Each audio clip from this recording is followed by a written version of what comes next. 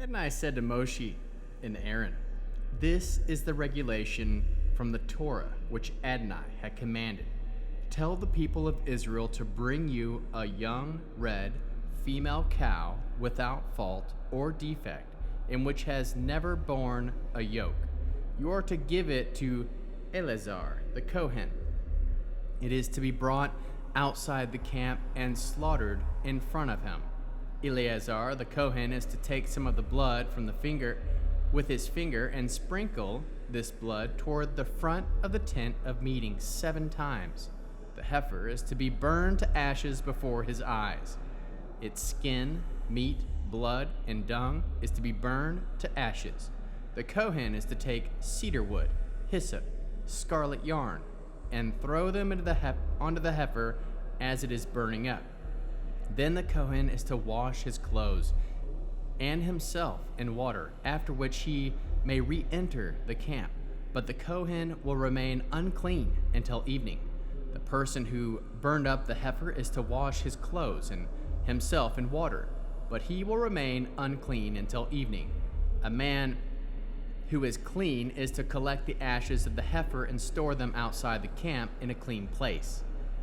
They are to be kept for the community of the people of Israel. Prepare water for purification from sin.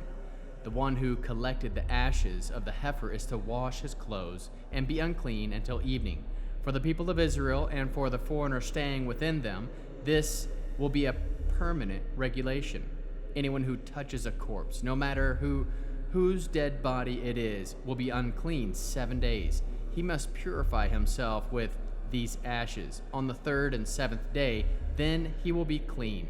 But if he does not purify himself and purify himself the 3rd and 7th days, he will not be clean. Anyone who touches a corpse, no matter whose dead body it is, and does not purify himself has defiled the tabernacle of Adonai. The person will be cut off from Israel because the water for purification was not sprinkled on him. He will be unclean. His uncleanliness is still on him. This is the law. When a person dies in a tent, everyone who enters the tent and everything in the tent will be unclean for 7 days. Every open container without a cover closely attached to it is unclean. Also, whoever is in an open field and touches a corpse, whether of someone killed by a weapon or someone who has died naturally, or the bone of a person or a grave, will be unclean 7 days. For the unclean person, they are to take some of the ashes of the animal burned up as a purification for sin and add them to fresh water in a container. A clean person is to take a bunch of hyssop leaves, dip it in the water, and sprinkle it on the tent, on all the containers, on the people who were there, and on the person who touched the bone, or the person killed, or the person who died naturally, or the grave. The clean person will sprinkle the unclean person on the 3rd and 7th day. On the 7th day will purify him. Then he will wash his clothes and himself in water, and he will be clean at evening. The person who remains unclean and does not purify himself will be cut off from the community, because he has defiled the sanctuary of Adonai. The water for purification has not been sprinkled on him. He is unclean. This is to be a permanent regulation for them. The person who sprinkles the water for purification is to wash his clothes. Whoever touches the water for purification will be clean until evening. Anything the unclean person touches will be unclean, and anyone who touches him will be unclean until evening. The people of Israel, the whole community, entered the Zin desert in the 1st month, and they stayed in Kadesh. There, Miriam died, and then she was buried. Because the community had no water, they assembled themselves against Moshe, Aaron. The people quarreled with Moshe and said, "We wish we had died and our brothers died before Adonai. Why did you bring Adonai's community into the desert? To die there, we and our livestock? Why did you make us leave Egypt? To bring us to this terrible place without seed, figs, grapevines, pomegranates, or even water to drink?" Moshe and Aaron left the assembly, went to the entrance of the tent of meeting, and fell on their faces, and the glory of Adonai appeared to them. Adonai said to Moshe, "Take the staff, assemble the community, you and Aaron, your brothers, and before their eyes, tell the rock to produce its water. You will bring them water out of the rock and thus enable the community and their livestock to drink." Moshe took the staff from the presence of Adonai, as he had ordered him. But after Moshe and Aaron had assembled the community in front of the rock, he said to them, "Listen here, you rebels. Are we supposed to bring you water from this rock?" Then Moshe raised his hand and hit the rock twice with his staff. Water flowed out of its abundance. The community and their livestock drank. But Adonai said to Moshe and Aaron, "Because you did not trust me, so as to cause me to be regarded as holy by the people of Israel, you will not bring the community into the land I am giving them. This is Mivra, spring, disputation spring, where the people of Israel disputed with Adonai, and he was caused to be regarded as holy by them." Moshe sent messengers from Kadesh to the king of Edom. "This is what the brother of Israel says. You know all the troubles we have gone through, that our ancestors went down into Egypt. We lived in Egypt a long time, and the Egyptians treated us and our ancestors badly. But when we cried out to Adonai, he heard us, sent an angel, and brought us out of Egypt. Now here we are in Kadesh, a city on the edge of your territory. Please let us pass through your land. We will not go through your fields or vineyards. We won't drink any of your water from the wells. We will go along the king's highway, not turning aside either to the right or to the left until we have left your territory." But Edom answered, "You are not to pass through my land. If you do, I will come out against you with the sword." The people of Israel replied, "We will keep to the highway. If we do not drink the water, either we or our livestock, we will pay for it. Just let us pass through on foot. It's nothing." But he said, "You are not to pass through." And Edom came out against them with many people and much force. Thus Edom refused to allow Israel passage through the territory. So Israel turned away. They traveled on from Kadesh, and the people of Israel, the whole community, arrived at Mount Hor.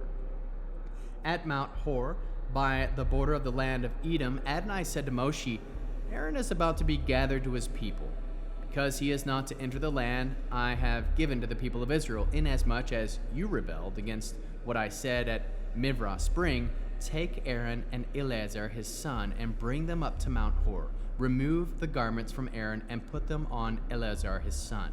Aaron will be gathered to his people. He will die there." Moshe did as Adonai had ordered. They went up onto Mount Hor before the eyes of the whole community.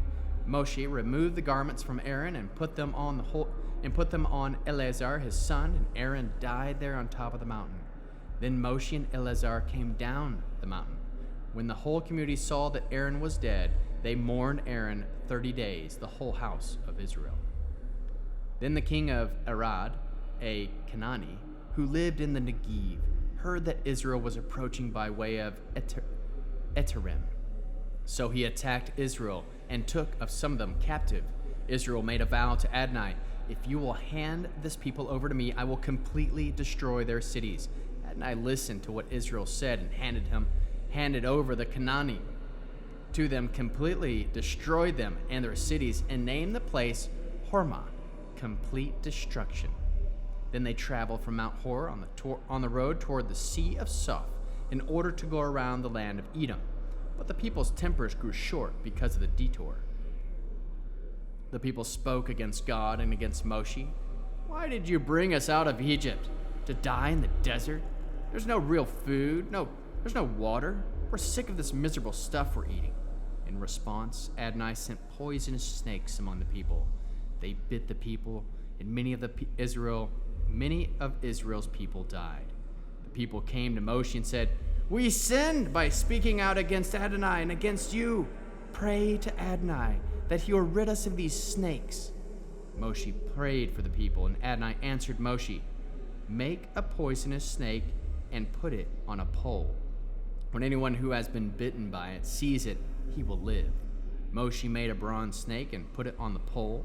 If a snake has bitten someone, then he will Look toward the bronze snake and stay alive. The people of Israel traveled on and camped at Ovat. From Ovat, they traveled and camped to Ai Ha-Avarim in the desert fronting Moab on the east. From there, they traveled to Camp Vadi Zered. From there, they traveled and camped on the other side of Arnon in that desert. This river comes out of the territory of Emory.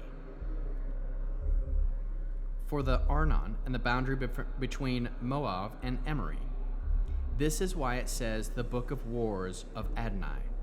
Vahav at Sophah, the Vadis at Arnon, and the slope of the Vadis extending as far as the site of Ar, which lie next to the territory of Moab. From there they went on to Beer well. That is the well which Adonai said to Moshe, assemble the people and I will give them water. Then Israel sang this song, Spring up, O well, sing to the well, sunk by the princes, dug by the people's leaders, with the scepter, with their staffs. From the desert they went up to Matana, from Matana to Nechalil, from Nechalil to Bamot, and from Bamot to the valley, the plain of Ma'ov, at the start of the Pisgah range, where it overlooks the desert. Israel sent messengers to Sihon, king of the Emory, with this message, Let me pass through your land. We won't turn aside for the fields or vineyards, and we won't drink any of your water from the wells when we go along the king's highway until we have left your territory. But Sihon would not allow Israel to pass through its territory. Instead, Sihon mustered all his people and went out into the desert to fight Israel. On reaching Yachatz, he found Israel.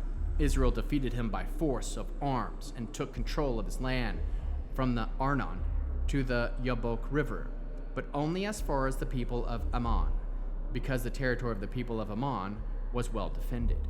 Israel took these cities. Israel lived in all the cities of Emory, in Heshbon and its surrounding towns. Heshbon was the city of Sihon, the king of Emory, who had fought against the former king of Ma'ov and conquered his land up into Arnon.